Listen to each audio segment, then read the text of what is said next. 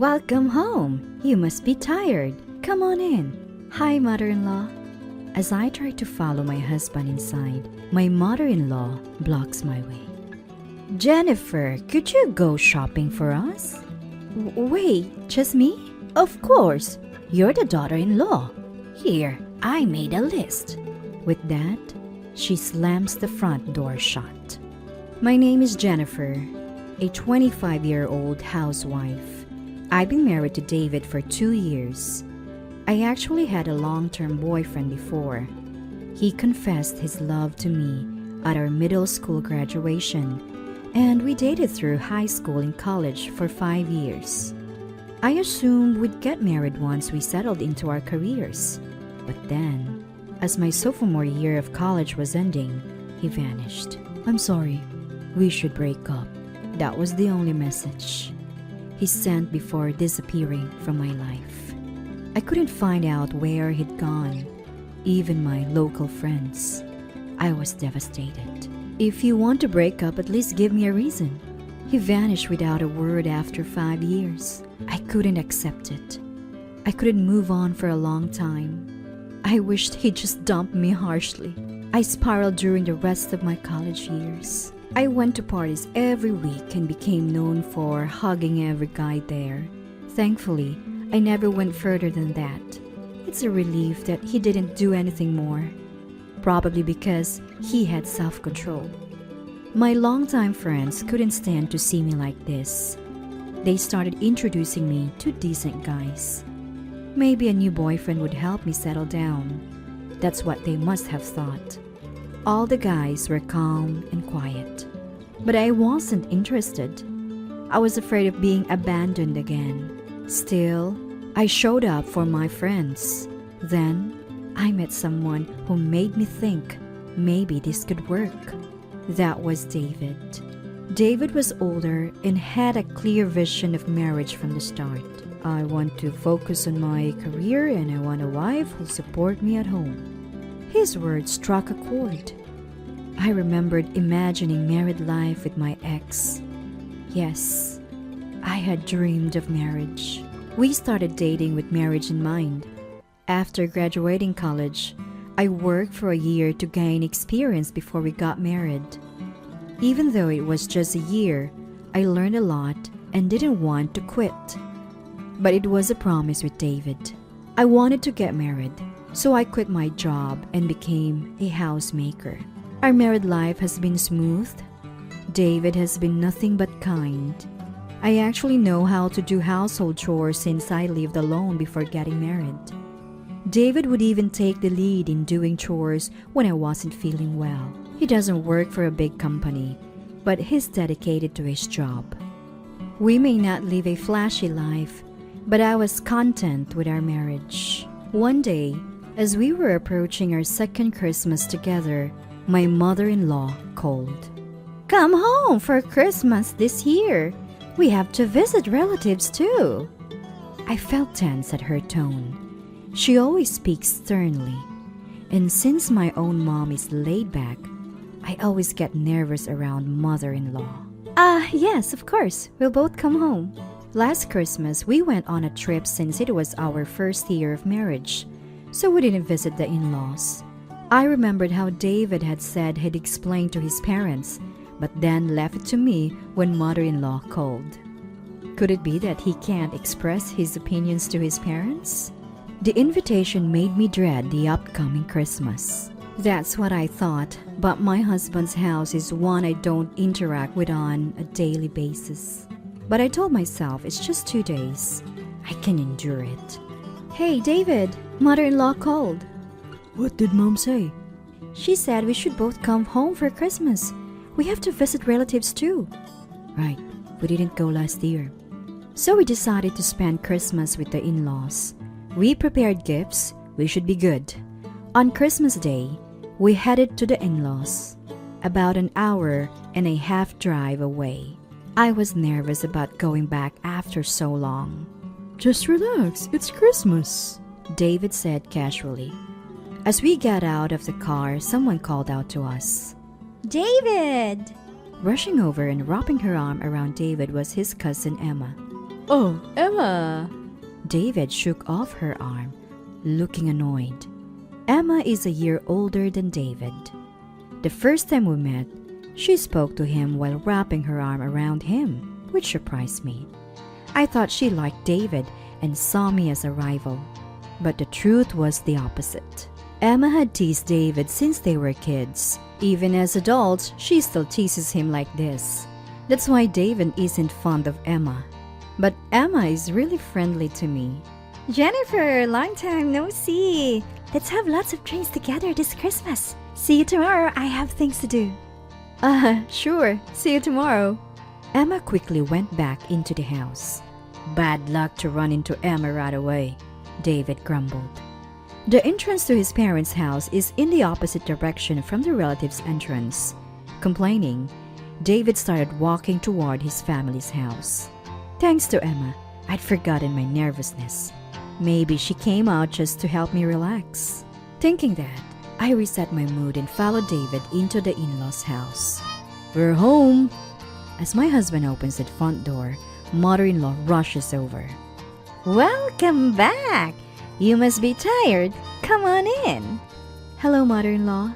As I try to follow my husband inside, mother-in-law blocks my way.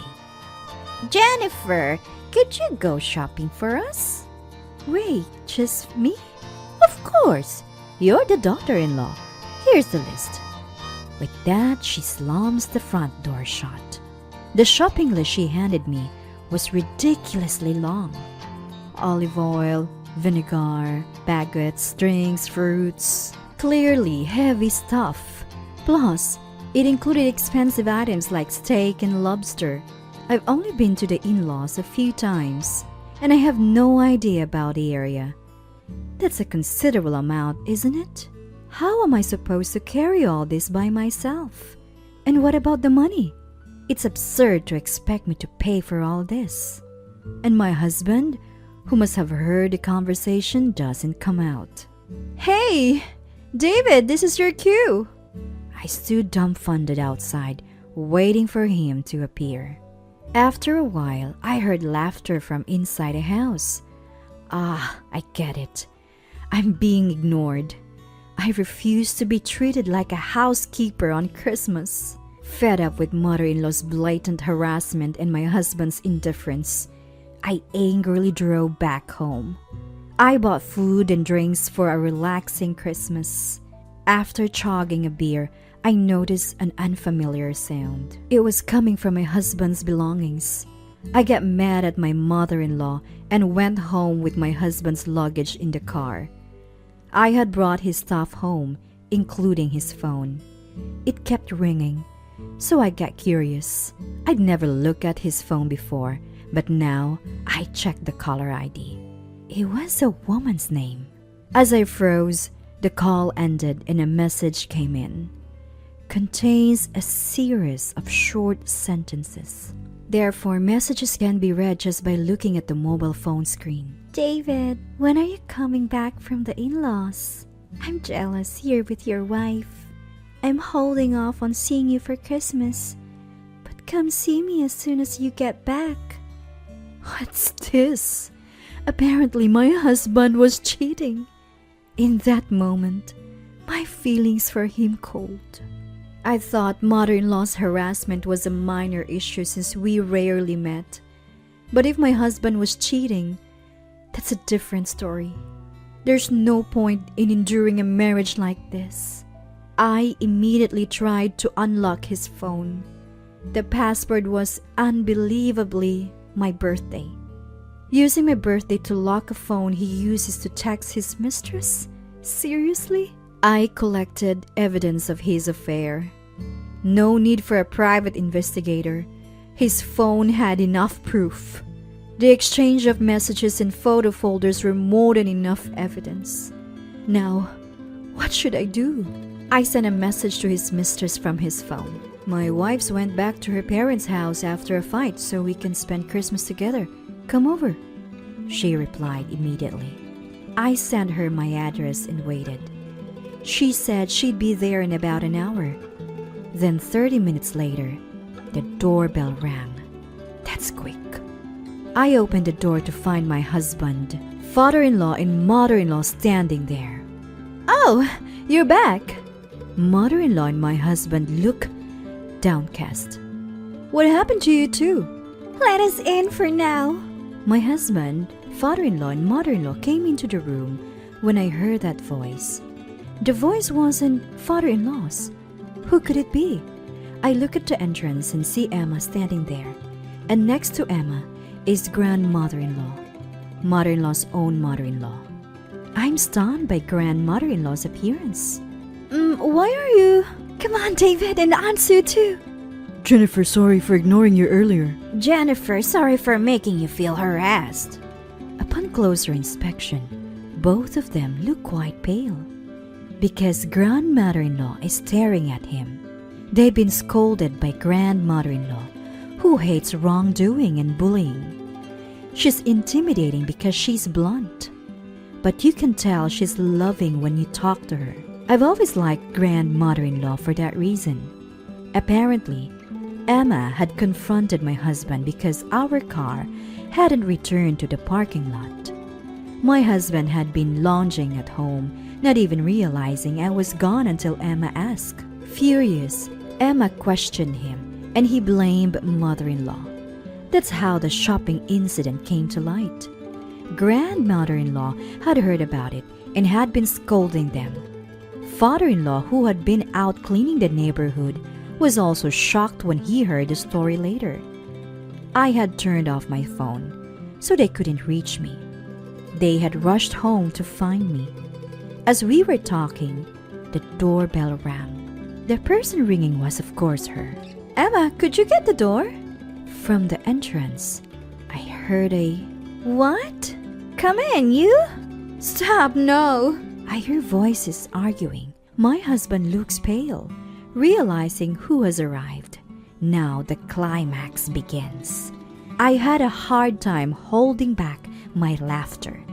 The woman my husband thought he had invited tried to flee, but was caught by Emma and dragged into the room.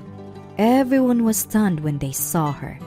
I was too, because she was dressed like a maid, complete with a frilly headpiece and a fluttering mini skirt. So my husband was involved with someone like this? The woman, thinking she had been invited by my husband, was shocked to find a room full of adults. David, what's going on? Well, David, explain.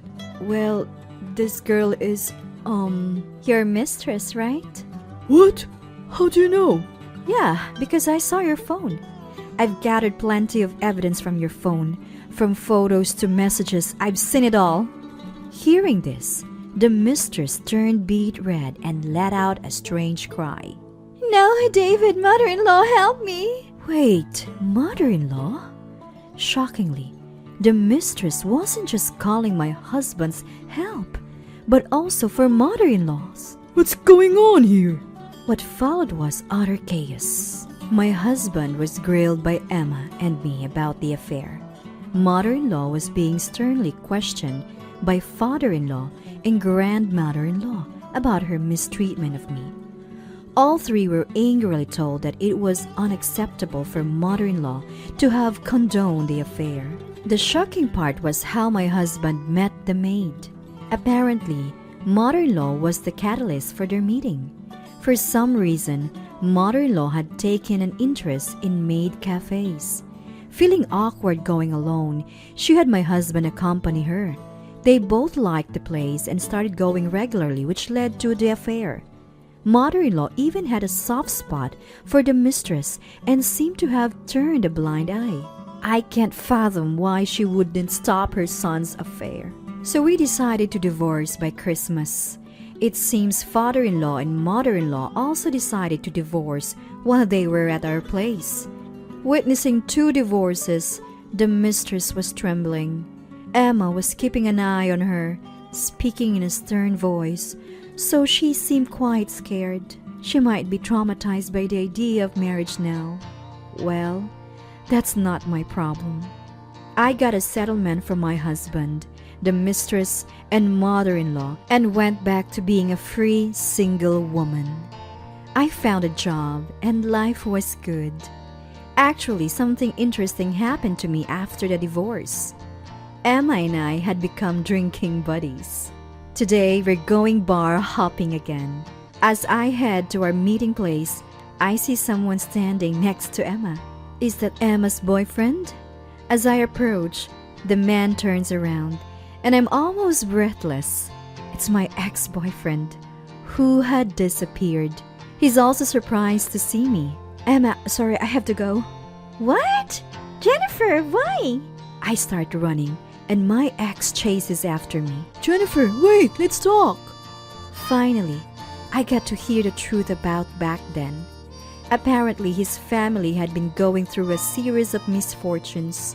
His grandma had dementia, his dad's business went bankrupt, and his mom collapsed from caregiving fatigue. They had moved to the countryside to live with relatives. His grandma passed away, but things have settled down now. He apologized for not having the courage to tell me about this family situation. I get it. You had a tough time, but you should have told me. I'm sorry. Even though it's in the past, knowing the truth made me feel better. And then, I get another surprise. By some coincidence, my ex works at the same place as Emma. They had the same shift today, so he invited her for drinks. Emma was the most shocked to find out about our past relationship. From then on, we became drinking buddies, including Emma's boyfriend. Whether or not I'll get back with my ex, I don't know. But for now, I want to cherish the fun life I have.